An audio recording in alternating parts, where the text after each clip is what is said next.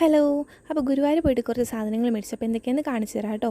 First വന്നിട്ട് ഈ ഒരു മെറൂൺ പൊട്ടാട്ടോ മേടിച്ചത്. വന്നിട്ട് 10 രൂപ 15 രൂപ ഏതാണ്ടുള്ളൂ. ഞാൻ മെറൂണാണ് കൂടുതൽ യൂസ് ചെയ്യുന്നത്. പിന്നെ വന്നിട്ട് ഈ ഒരു 2 ആക്രിലിക് കളേഴ്സ് മേടിച്ചു കേട്ടോ. ഒരു റെഡും ഒരു ഗ്രീനും. പിന്നെ വന്നിട്ട് ഈ 2 സെറ്റ് കുപ്പിവെള്ളം മേടിച്ചു.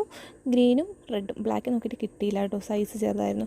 പിന്നെ ഈ കുറച്ച് ബ്രേസ്ലെറ്റ് മേടിച്ചു. ഫസ്റ്റ് വണ്ടി ഈ വരണം കേട്ടോ, ഒരു ബട്ടർഫ്ലൈ ഒക്കെ വരുന്ന ഒരു അടിപൊളി ബ്രേസ്ലെറ്റ്. പിന്നെ ഇത് കുഞ്ഞു രുദ്രാക്ഷം. പിന്നെ ഈ വിളയിൽ വരുന്ന ഒരു ബ്ലാക്കും പിന്നെ ഒരു മിക്സ്ഡ് കളർ. എനിക്കിത് മൂന്നും കൂടി ഇങ്ങനെ ഒന്നിച്ചിടാൻ വേണ്ടിയിട്ട് ഭയങ്കര ഇഷ്ടമാട്ടോ. പിന്നെ വന്നിട്ട് മേടിച്ചേക്കുന്നത് ഈ കുഞ്ഞു കുഞ്ഞു ക്രാബ്സാണ്.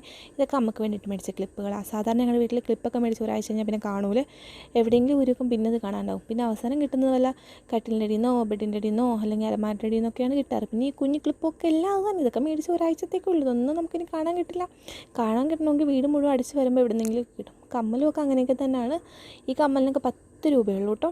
അപ്പോൾ സാധാരണ കമ്മലും കമ്മലിൻ്റെ ആണിയും, ഇപ്പോൾ നമ്മൾ ഇന്നൊരു കമ്മൽ മേടിച്ച് ഒരാഴ്ച കഴിയുമ്പോൾ ആ കമ്മലിൻ്റെ ഒരെണ്ണം മാത്രമേ കാണുള്ളൂ. പിന്നെ നമുക്ക് ഈ ആണിയില്ലാത്തപ്പോൾ പണ്ട് സ്കൂളിൽ പഠിക്കുമ്പം ബോക്സിൽ നിന്ന് റബ്ബർ കടിച്ചും പറിച്ചൊക്കെ എടുത്തിട്ടിടുമായിരുന്നു. പിന്നെ ഈ നെയിൽ പോളിഷ് ഞാൻ ഇട്ടേക്കുന്ന കളർ. പിന്നെ ഈ ഒരു ലിപ്പ് ലൈനർ.